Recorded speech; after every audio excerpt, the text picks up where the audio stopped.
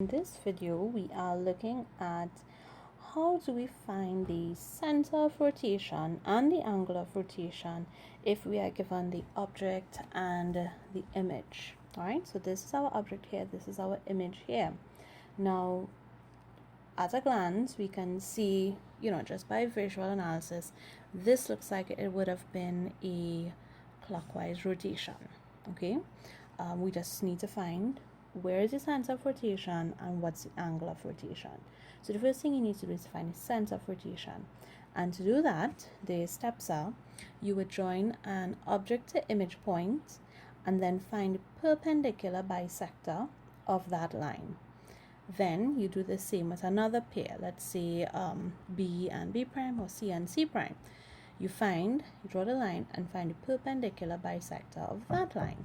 And where those two perpendicular bisectors intersect, that would be the center of your rotation. And once you have the center of rotation, then finding the angle of rotation would be pretty simple. Okay, so let's look at that construction now, where we're finding two perpendicular bisectors joining object to image.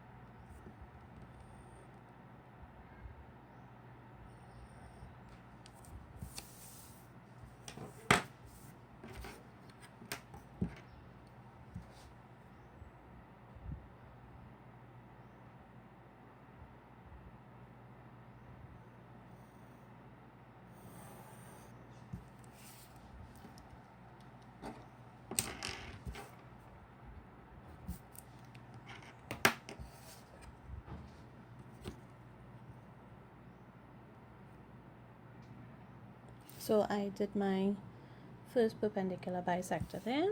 Now I'm going to do the second one. So I'm going to use C and C prime.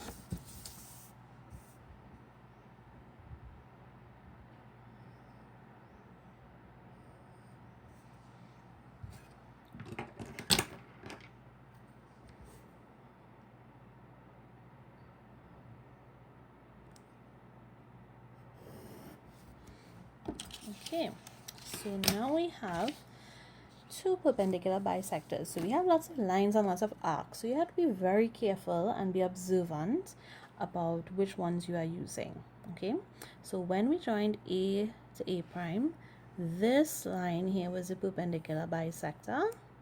Alright, and when we joined C to C prime, this line was the perpendicular bisector. And where those two intersect, that point would be the center of rotation. So if you have axes that would have been numbered and so on, you'd be able to read off the coordinates of the center of rotation.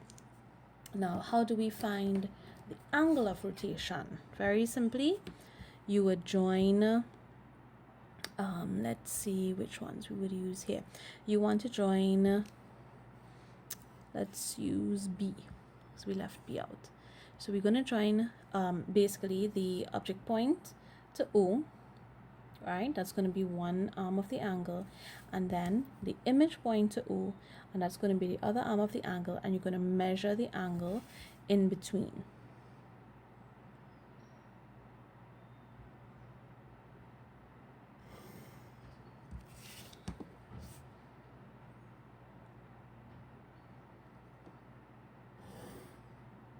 Okay, so that's why we have to find, you know, that center of rotation first, so that we would then be able to measure this angle here. So again, you have lots and lots of lines, so you just have to be very careful about which one you're using. So I'm measuring, you know, object to image here. This angle is 100 degrees, and based on the position of where my object is and where my image is, I know it's 100 degrees in a clockwise rotation. So I'm just going to label it. You don't have to label it at all. Okay, so this is, you would just have to state it 100 degrees clockwise or negative 100 degrees. That's your rotation, and of course the position of your center of rotation has been found.